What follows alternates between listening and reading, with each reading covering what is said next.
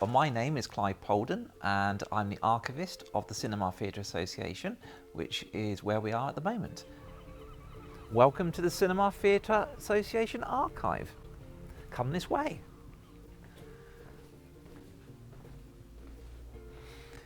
Here we have a projector. Got to have a projector in an archive of cinemas.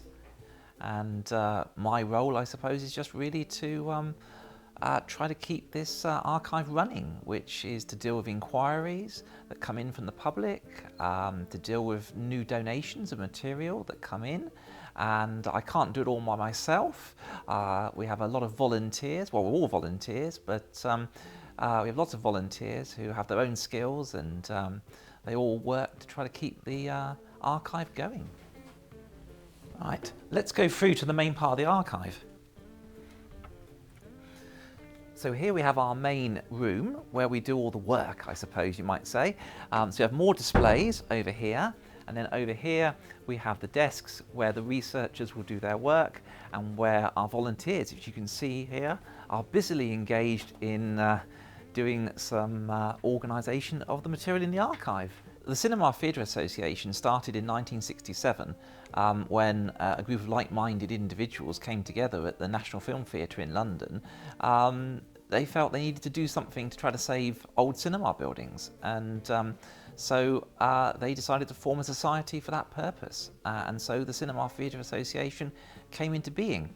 And the very same year, in fact, this very same meeting, they decided to create an archive, which was very forward-thinking, really, of them. And so they've been collecting material ever since 1967. And up here at the end, we have a display of material relating to Southend and other areas in the vicinity, which is of particular interest to local visitors. The archive has had many homes, far too many to count. But it'll be into double figures. Many of the early locations were in old cinemas in London. For example, the Astoria in Brixton, and in other cinemas such as Streatham Astoria. It was in like dressing rooms or in spare storerooms or basements, wherever there could be some space found. And I mean, in the old days, there was just like a few filing cabinets. In fact, this filing cabinet here is one of the original filing cabinets that was purchased around that time. So it's grown exponentially since then. So here we have our main storeroom. As you can see, we have a lot of filing cabinets. I haven't counted how many, but it's probably 20 to 30 filing cabinets, and they cover every single place in the UK. We also have a foreign section for cinemas around the world. We have lots of records from old cinemas. We have trade papers, old magazines full of articles. We have a lot of cinema plans, which show all the old plans of the cinemas. How we ended up here is quite a long story, really, because we were in a library in Leighton in London for many, many years.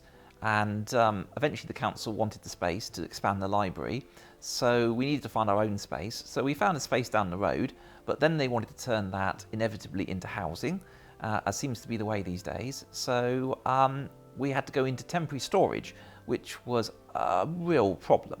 You can't really run an archive out of a storage unit. So we realised that we probably can't keep the archive in London itself, because there's always going to be either rising costs or there's going to be redevelopment. And so we looked elsewhere around London to see if we could find somewhere that you can get to in about an hour on public transport from London, and which would give us extra space. And so we found that Southend was a very nice place, and a place where you can get a nice storage unit like this one, which we have office space, so that people can sit and work and do their research, and our volunteers can work in comfort, while at the same time we have a storeroom like this one here where we can keep all our documents. We've been here for 7 years now, and we're hoping to be here for a lot longer if we can. We have slides that people have taken, We have these original architectural drawings, for example. These are by George Coles, who was a well-known cinema architect. And we have lots of other memorabilia on display. How I became the archivist? Well, I certainly wasn't the first archivist. There were many archivists before me, and they all did their bit to develop the archive. Probably around the late 1990s, I was living in Wiltshire and I was doing research on West Country cinemas. So I'd come up on a Saturday to the archive to do research on the different cinemas. And at that time, it was in Leighton in the library. And what would happen is the door would be unlocked, the archivist would let me in, and then he'd leave me there for the whole afternoon on my own, and then come back to lock up at about 5 o'clock. And it was a small room with no right angles, which was crammed full of my stuff, and there was filing cabinets in front of other filing cabinets. So I'd say to him, "What's in the filing cabinet behind this filing cabinet?" And he says, "Well, I don't know, because I've never moved the filing cabinet to find out." At which point I thought there's something needs to be done to really use this properly, this archive, and be able to make everything available and catalogued. So I wrote a letter saying that something should be done, and before I knew it, I was invited to be archivist and to do it. So it's one of those cases of I sort of talked myself into doing it. And how long have you been doing it now? Or at least 20 years. And we're still in the process of digitising material. It's going to be a long process. So here we have another area where we have items on display, old light fittings, carpets, we have seating, we have this wonderful model here of an old cinema which is all illuminated. On a typical day, we open once a month on a Saturday, so we'd come on a Saturday, so I'd drive up from Kent and we'd be here about 9, open up, and I'd have a list of inquiries, which we mostly get by email, occasionally get a letter, occasionally get a phone call, but mostly it's emails and it's inquiries from the general public. It might be somebody trying to research an old cinema near them, could be somewhere they went as a child, it might be somebody writing a book or making a documentary, or any possible reason why they'd be interested in a cinema building. And they'll ask their questions, we'll try to find the answers and get that material sent out to them. Sometimes they'll actually come and visit, in which case we'll have visitors here. We probably have, on average, 1 or 2 visitors every single month. And there's also 2 or 3 volunteers here every single month doing various work, sorting out, cataloguing, archiving, digitising, just dealing with material really. There's always something to do. We have old chairs here that came from the Granada in Tooting, which is a lovely Gothic style cinema. Here are the famous CNs that people will be familiar with from the old tip-up seats. And we have lots of other items on display which visitors like to come and have a look at. If you want to come along and help out, or maybe just come and do some research, then all you have to do is send us an email, and we'll let you know the dates we're open and give you some directions. If you want to come by public transport, we'll even pick you up from the railway station, which is just down the road.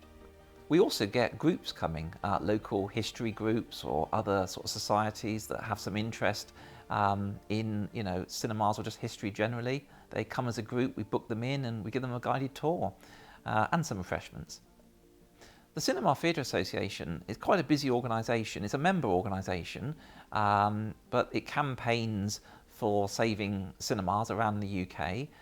So it does a lot of work in casework, which is to help get buildings listed or protected, or to help with developments of old cinemas, finding new uses for them, as well as the work we do here at the archive in preserving any sort of physical remains of cinemas and paperwork and photographs and plans and documents. We also organise talks, visits to cinemas, including holidays to go and see cinemas and theatres in other countries. So there's lots of things going on. So there's lots of activities and lots of events.